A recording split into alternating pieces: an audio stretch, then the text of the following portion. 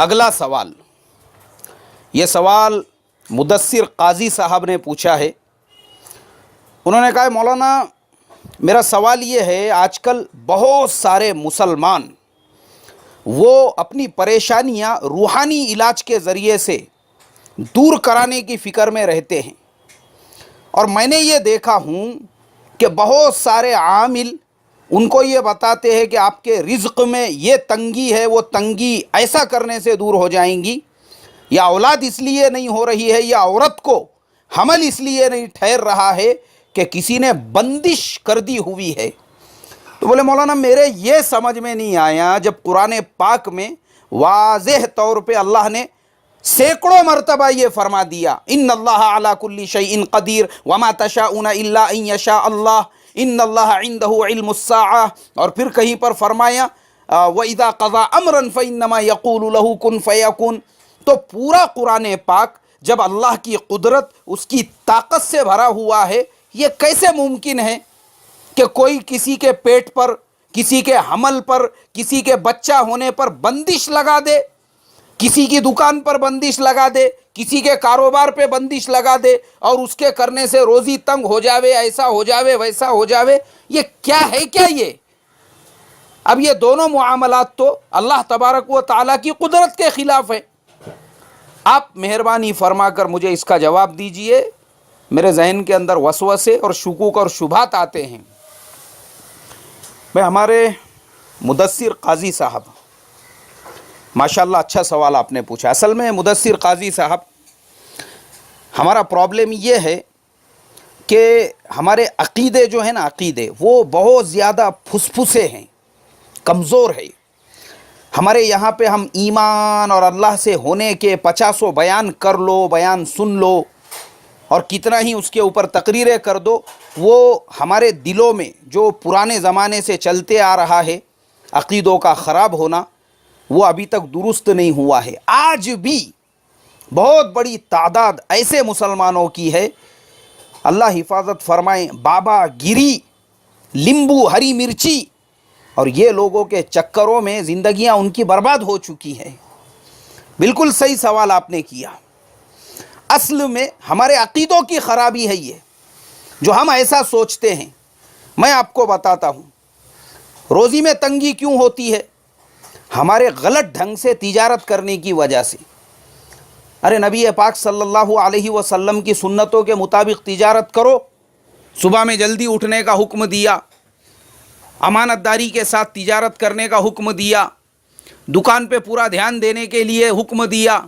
حضرت عبد الرحمن ابن عوف رضی اللہ تعالیٰ عنہ کا وہ عمل جو میں اپنے اصلاح معاشرہ کے سبق نمبر 516، 517، 518، 519، 520، یہ مکمل میرے اسباق صرف مسلمانوں کو یہ سکھانے کے لیے میں نے بیان کیا تھا کہ ایک مسلمان کی تجارت، کاروبار، اس نے فائنینشیل کیسے بلڈ اپ اور کیسے مضبوط ہونا چاہیے، اس کے اوپر ہی ہے۔ لیکن افسوس کی بات یہ ہے کہ مسلمان غلط ڈھنگ سے تجارت کریں گا، غلط ڈھنگ سے قرضے لیں گا، سودی قرضے لیں گا، فضول خرچیاں کریں گا، موبائل میں 25 30 ہزار روپیہ ڈالیں گا، بچوں کے برتھ ڈے پہ پیسے اڑائیں گا، پیسے کی سیونگ نہیں کریں گا، اور بعد میں بومباڑیاں مارتے بیٹھیں گا۔ لاس ہو گیا، نقصان ہو گیا تو کسی کے کرنے کی وجہ سے دکان پر نہیں بیٹھیں گا۔ اب میں آپ کو بتاتا ہوں، میری پہچان کے اندر ماشاءاللہ دیندار صاحب ہے، وہ فجر کی نماز بھی تکبیر اولیٰ کے بغیر نہیں پڑھتے، اس میں بھی تکبیر اولیٰ میں موجود رہتے ہیں، 5 وقت کی نمازوں کا پورا اہتمام کرتے ہیں، اور دین کی محنت میں بھی بڑھ چڑھ کر لگے ہوئے ہیں۔ میں آپ کو بتا دوں، اکثر میں ان کی دکان کے اوپر جاتا ہوں ملاقات کرنے کے لیے، اکثر ہفتے میں کم سے کم ایسا 2-3 بار تو ہوتا ہی ہے، لیکن اللہ حفاظت فرمائے میں نے آج تک اس انسان کو اس کی دکان کے کاؤنٹر پہ بیٹھا ہوا نہیں دیکھا۔ جب بھی میں جاتا ہوں وہاں پہ نوکر ہے، کہاں ہے سیٹ موجود ہی نہیں ہے، سیٹ کا دھیان ہی نہیں ہے دھندے کی طرف، کاروبار کی طرف۔ اور اگر میری جب سیٹ سے ملاقات ہوتی ہے، وہ ہمیشہ یہی رونا روتا ہے، یار مولانا دھندا نہیں چل رہا برابر سے، کاروبار نہیں، अरे तेरा ध्यान ही नहीं है धंधे की तरफ, दोस्तों के गोदी में जाके बैठ रहा तू दूसरों के काउंटर पे, तो कहाँ से तेरे धंधे में बरकत आएंगी। तेरे अपने दुकान के अंदर बराबर माल भर के उसको सही टाइम पे खोलने, सही टाइम पे बंद करने का, वो राजस्थान से इतने दूर से लोग आकर, मारवाड़ी लोग हमारे गांवों में, खेड़ों में, देहातों में, महल्लों में दुकानें लगाते हैं, वो ऐसा क्या फॉर्मूला नुस्खा इस्तेमाल करते हैं कि छोटे से किराना दुकान से शुरुआत करके उसको एक ब्रांड बना देते हैं, होलसेल, फिर कुछ दिनों के बाद खुद का प्रोडक्शन, और मियाँ भाई बरसों से वहीं रगड़ते बैठे हुआ है। क्यों? तिजारत का तरीक़ा अल्लाह के हुक्म, उसके नबी के तरीक़े के ख़िलाफ़ मनमानी तरीक़े से करेगा और फिर बोम्बाड़ियाँ मारते बैठेगा। किसी ने बंदिश कर दिया, किसी ने ऐसा कर दिया, किसी ने वैसा कर दिया, लोग बैठे हुए हैं तेरे जो वास्ते। अल्लाह हिफाजत फरमाई। दूसरा जो आपने बोले हमल के बारे में, बहुत सारे लोग बंदिश कर दिए इसलिए औलाद नहीं हो रही, ये बहुत बेहतरीन बात लिखी आपने मुदस्सिर काजी साहब। आपका सवाल, ये गुटखे खाने की वजह से, एक तो आजकल के हमारे नौजवान इतने कमज़ोर हो चुके हैं, उनके अंदर जो स्पर्म होना चाहिए, जो एक्स होना चाहिए, पहले ज़माना ऐसा था, मैंने एक मरतबा एक रिपोर्ट में पढ़ा था कि ताकतवर और मजबूत इंसान जो होता है उसके एक कतरे में लाखों की तादाद में स्पर्म होते हैं।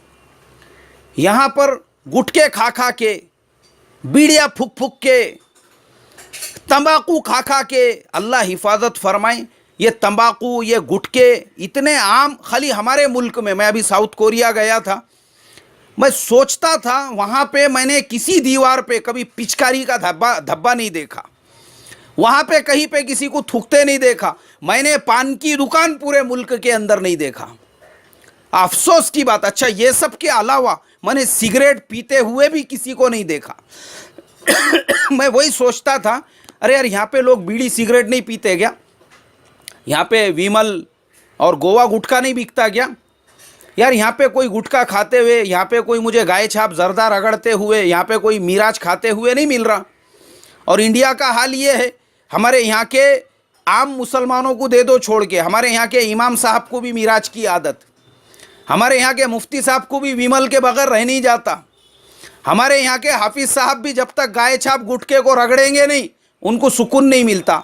तो जिस मुल्क के मुफ्ती साहब, जिस मुल्क के इमाम साहब, जिस मुल्क के हाफिज साहब, जिस मुल्क के डॉक्टर साहब, इंजीनियर साहब, उनको सबको अब ये लत लगी हुई है, आम लोगों का तो सवाल ही नहीं पैदा होता। अल्लाह हिफाजत फरमाए। ये गुटखे, ये बीड़िया, ये सिगरेट, इसकी वजह से आज का इंसान इतना कमज़ोर हो चुका है, औलादें पैदा नहीं होती और उसका ठिकरा फोड़ा जाता है। बंदिश, अरे कोई क्यों बंदिश करेगा मेरे भाई? और दूसरी तरफ औरतें भी, इनको स्लिम फिगर चाहिए, स्लिम फिगर, ज़ीरो फिगर। अब ज़ीरो फिगर के चक्कर में ये खाने को तैयार नहीं है, पीने को तैयार नहीं है, गिन गिन के खा रही है। अरे बोले मैं अंडा खा लूँगी तो उसमें इतनी कैलोरीज़ है तो उससे फिर इतना वज़न बढ़ जाएगा, बेढप दिखूँगी। अब शादी हो गई, बच्चे होने वाले हैं, अब और किसको बताने का है फिगर? नहीं, अभी भी इसको ज़ीरो फिगर चाहिए। तो आज के ज़माने की ये औरतें जो जान को खाने के लिए तैयार नहीं, पहले ज़माने में 12-12, 15-15 जो बच्चे होते थे, वो ज़माने की औरतों का खाना पीना भी एकदम रफ़ एंड टफ होता था। गौरान खाने वाली औरतें होती थी, जवारी बाजरी खाने वाली औरतें होती थी, देसी घी खाने वाली औरतें होती थी। आज के ज़माने में देसी घी नहीं खाया जाता। क्यों? फैट है बोले उसके अंदर, फैट। देसी घी खा लेंगे चर्बी बढ़ जाएंगी, मतलब 2-4 पराठे अगर देसी घी के हो गए तो पता नहीं है इसका वज़न 15 किलो बढ़ जाता, क्या मालूम। तो आज के ज़माने में ये सारे मसले दोनों तरफ से है। एक तो मर्द कमज़ोर हो चुके हैं गुटखे खा खा के, तंबाकू खा खा के, बीड़ियाँ फूक फूक के, और दूसरी तरफ से औरतें जो है वो ज़ीरो फिगर के चक्कर में, कैलोरीज के चक्कर में, फैट के चक्कर में दिल खोल के खाने को तैयार नहीं है। इसकी वजह से उनके अंदर के जो रहम है उसके अंदर भी वो ताकत नहीं है कि वो एक्सेप्ट कर सके एग्स को। इसके लिए ये सारे मसाइल, ये सारे प्रॉब्लम्स, आज आयरन की कमी है, आज कैल्शियम की कमी है, आज ये सारे चीज़ों की, मिनरल्स की कमी है, जिसकी वजह से ये नौबत है। اور ٹھیکرا پھوڑ رہے اس کے اوپر. بندش بندش بندش. اللہ حفاظت فرمائے.